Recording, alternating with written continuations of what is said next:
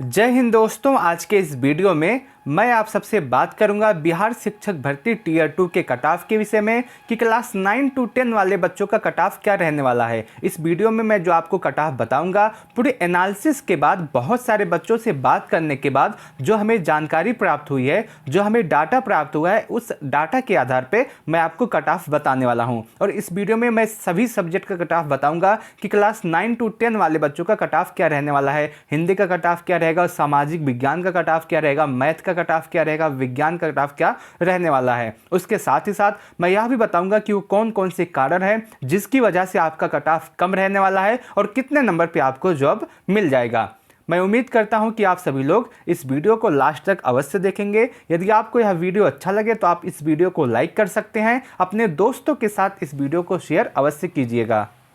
सबसे पहले हम बात करते हैं कि वो कौन कौन सी वजह है जिसकी वजह से आपका कट ऑफ कम जाएगा, और उसके बाद बात करते हैं कि सब्जेक्ट वाइज आपका कट ऑफ कितना जाएगा। मैं सभी सब्जेक्ट का बात करूंगा, एक दो सब्जेक्ट का नहीं बात करूंगा। जितना भी सब्जेक्ट हुआ लगभग सबकी मैं बात करने वाला हूं। लेकिन उससे पहले मैं आपको बताना चाहता हूं कि वो कौन कौन सी वजह है जिसकी वजह से आपका कट ऑफ कम जाने वाला है। देखिए, सबसे पहले आपको पता होगा कि इस बार बिहार शिक्षक भर्ती 9 to 10 वाले बच्चों के लिए जो टोटल पदों पे वैकेंसी आई थी उसकी संख्या 25,829 थी, ठीक। और उसके लिए जो आवेदन हुआ था वो आपका 2,22,860 के समथिंग हुआ था। और इस हिसाब से अगर हम देखें तो पर सीट पे जो बच्चे हैं, पर सीट कंपटीशन है वो सिर्फ और सिर्फ 8.60 का है। इतने कम कंपटीशन है। वहीं अगर आप देखें जो 6 to 8 वाले वैकेंसी आई है उसमें पर सीट कंपटीशन आपका 12 है, एक सीट पे 12 बच्चे हैं। लेकिन जो आपका 9 to 10 वाली वैकेंसी आई है इस पे एक सीट पे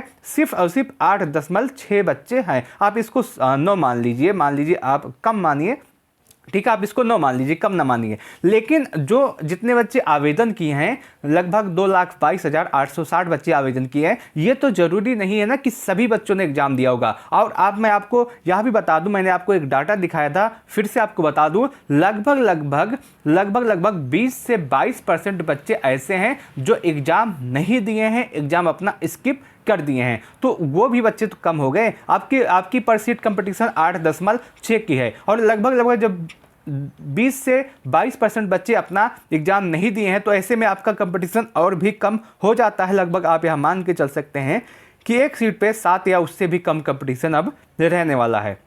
और उसके बाद देखिए, एक वजह ये होगी आपके कट ऑफ कम जाने की, और दूसरी वजह ये हो गई कि आपको पता होगा जब आपका नोटिफिकेशन आया था उसके बाद आपको तैयारी करने के लिए ज़्यादा समय नहीं दिया गया था। जैसे ही आपका नोटिफिकेशन आया उसके तुरंत बाद आपका एग्ज़ाम डेट आ गया। अब जैसे देखिए, ये आपका बीपीएससी जैसा विशाल सिलेबस है। आपका जो वैकेंसी आई है क्लास 9 to 10 की, इसका सिलेबस इतना ज़्यादा बड़ा है कि इतने कम समय में इसको पूरा करना संभव नहीं है। और जिसकी वजह से आप देखेंगे कि बहुत सारे बच्चे ऐसे हैं, आपको तीसरा या चौथा बच्चा मिल जाएगा जो यही कहता मिलेगा कि मेरा सिलेबस नहीं कंप्लीट था फिर भी मैं एग्जाम देने गया था। अब जब सिलेबस नहीं कंप्लीट है तो उतना अच्छा स्कोर नहीं बन पाया है बहुत सारे बच्चों का। आपको पता होगा कि इतना बड़ा सिलेबस इतने कम समय में पूरा करना संभव नहीं है।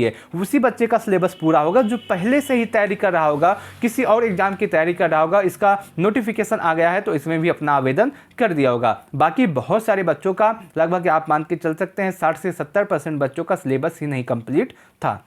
और उसके बाद बहुत सारे बच्चे एग्जाम देने भी नहीं गए। यहाँ तक कि बहुत सारे बच्चे गए थे लेकिन वो सेंटर तक नहीं पहुँच पाए एग्जाम देने के लिए, और बहुत सारी वजह थी इसकी वजह से बहुत सारे बच्चे एग्जाम भी स्किप कर दिए हैं। तो ऐसे में आपका कट ऑफ कम ही जाने वाला है। आप सभी लोग निश्चिंत हो जाइए, आपका कट ऑफ इससे अधिक नहीं जाएगा। और उसके साथ साथ आप एक बात और है, कट ऑफ कम जाने की आपको पता होगा कि पेपर का लेवल थोड़ा सा हाई ही आया था, और जब पेपर का लेवल हाई आता है तो उस एग्जाम में कट ऑफ कम ही जाता है। और आपका पेपर का जो लेवल था इस बार हाई था। अगर मैं आपको पेपर के ओवरऑल बात करूं कि आपका पेपर कैसा हुआ था, तो आपको पता होगा आपके पेपर में आपका जो पूरा पेपर है ये हार्ड आया था। आपको पता होगा आपके पूरे पेपर में 120 प्रश्न थे। 120 प्रश्न में आपका 80 प्रश्न जो था वो आपका सब्जेक्ट का था, और 40 प्रश्न ये था जो आपका जनरल पेपर था।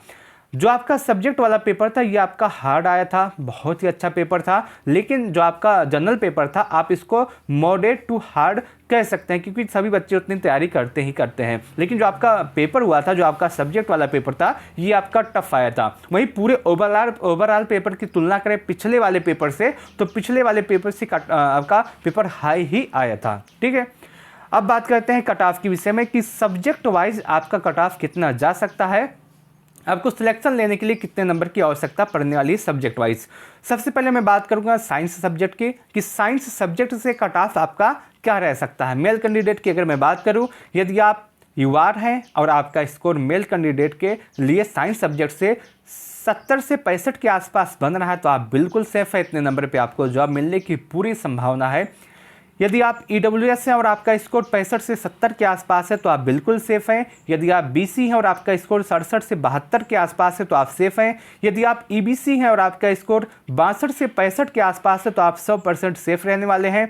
यदि आप SC हैं और आपका स्कोर 60 से 62 के आसपास है तो आप सेफ हैं। यदि आप ST हैं और आपका स्कोर 57 के आसपास है तो आप सेफ पूरी तरह से हैं। अब बात करते हैं फीमेल कैंडिडेट की। यदि आप यूआर हैं और आपका स्कोर 65 से 70 के आसपास है तो आप सेफ हैं। यदि आप EWS हैं और आपका स्कोर 60 से 65 के आसपास है तो आप सेफ हैं। यदि आप BC हैं और आपका स्कोर 62 से 67 के आसपास है तो आप सेफ हैं। यदि आप EBC हैं और आपका स्कोर 55 से 60 के आसपास है तो आप सेफ हैं। यदि आप SC हैं और आपका स्कोर 52 से 55 के आसपास है तो आप सेफ हैं। यदि आप ST हैं और आपका स्कोर 50 के आसपास है तो आप पूरी तरह से सेफ हैं। साइंस सब्जेक्ट का कट ऑफ इसी के आसपास जा सकता है। अब बात करते हैं दूसरे सब्जेक्ट की। अब बात करते हैं सोशल साइंस के कट ऑफ की। सोशल साइंस का कट ऑफ इस बार थोड़ा सा हाई देखने के लिए मिलेगा। अगर मैं बात करूं कैटेगरी वाइज कट ऑफ की, यदि आप यूआर हैं और आप मेल हैं, आपका स्कोर 80 से 85 के आसपास बन रहा तो आप 100% सेफ हैं। इतने नंबर पे आपको पूरी उम्मीद है, पूरी चांस है, उम्मीद का पूरा कंफर्म है कि आपको जॉब मिल जाएगा। यदि आप EWS हैं और आपका स्कोर 75 से 58 के आसपास है तो आप बिल्कुल सेफ है। आप यह मान के चल सकते हैं कि इतने नंबर पर आपको 100% जॉब मिलने वाला है। यदि आप BC हैं और आपका स्कोर 75 से 80 के आसपास है तो आप बिल्कुल सेफ हैं। यदि आप EBC हैं और आपका स्कोर 72 से 75 के आसपास है तो आप सेफ हैं। यदि आप SC हैं और आपका स्कोर 70 से 72 के आसपास है तो आप सेफ हैं। वहीं यदि आप ST हैं और आपका स्कोर 65 के आसपास है तो आप 100% सेफ हैं। इतने नंबर पे आपको पूरा उम्मीद है, पूरा चांस है कि आपको जॉब मिल जाएगा। अब बात करते हैं फीमेल कैंडिडेट की। यदि आप यूआर हैं और आपका स्कोर 65 से 80 के आसपास है तो आपको 100% जॉब मिलने वाला है। यदि आप EWS हैं और आपका स्कोर 70 से 75 के आसपास है तो आप पूरी तरह से सेफ हैं। यदि आप SC हैं और आपका स्कोर 70 से 75 के आसपास है तो आप 100% सेफ हैं।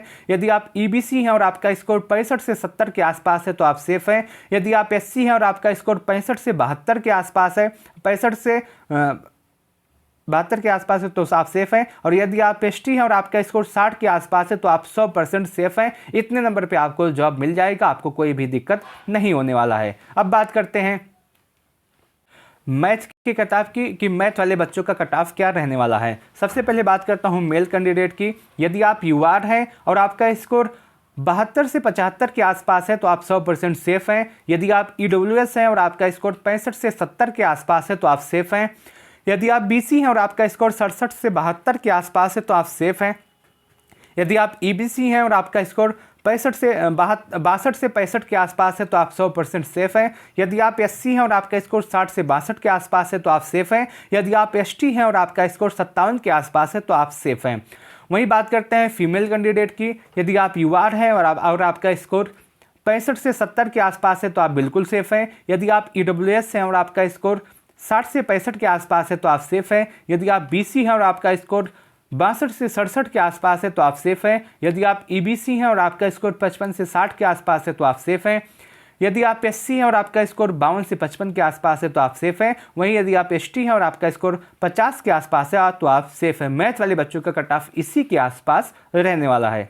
अब बात करते हैं हिंदी और इंग्लिश के कट ऑफ के विषय में। सबसे पहले बात करते हैं मेल कैंडिडेट की। यदि आप यूआर हैं और आपका स्कोर 65 से 70 के आसपास है तो आप सेफ हैं। यदि आप EWS हैं और आपका स्कोर 60 से 65 के आसपास है तो आप सेफ हैं। यदि आप BC हैं और आपका स्कोर 62 से 67 के आसपास है तो आप सेफ हैं। यदि आप EBC हैं और आपका स्कोर 57 से 72 के आसपास है तो आप सेफ, 57 से 60 के आसपास है तो आप सेफ हैं। और यदि आप SC हैं और आपका स्कोर 56 से 61 के आसपास है तो आप सेफ हैं। और वहीं यदि आप एसटी हैं और आपका स्कोर 52 से 55 के आसपास है तो आप सेफ हैं। और यूआर कैंडिडेट की बात करें फीमेल बच्चों की, फीमेल बच्चों का जो कट ऑफ है यूआर के लिए 55 से 60 के आसपास जा सकता है। फीमेल का कट ऑफ 50 से 55 के आसपास, बीसी का कट ऑफ 52 से 57 के आसपास, ईबीसी का कट ऑफ 48 से 53 के आसपास, एससी का कट ऑफ 46 से 51 और एसटी का कट ऑफ आपका 42 से 45 के आसपास जाने वाला है। आपका जो कट ऑफ है इसी के आसपास लगने वाला है। यदि आपका स्कोर इतने नंबरों के आसपास है तो आप अपने आप को 100% सेफ मान के चल सकते हैं। मैं उम्मीद करता हूं कि आपको यह पूरा वीडियो अच्छा लगा होगा, पूरी एनालिसिस अच्छी लगी होगी। यदि आपको यह वीडियो अच्छा लगा हो तो आप सभी लोग इस वीडियो को लाइक अवश्य कीजिएगा। अपने दोस्तों के साथ इस वीडियो को शेयर करना न भूलें। आपके मन में अगर कोई भी डाउट, कोई भी सवाल, कोई भी कंफ्यूजन रह गया हो तो आप कमेंट सेक्शन के माध्यम से हमसे पूछ सकते हैं। मैं आपके प्रत्येक कमेंट का जवाब अवश्य दूंगा। इस वीडियो को लास्ट तक देखने के लिए आप सबका बहुत बहुत धन्यवाद।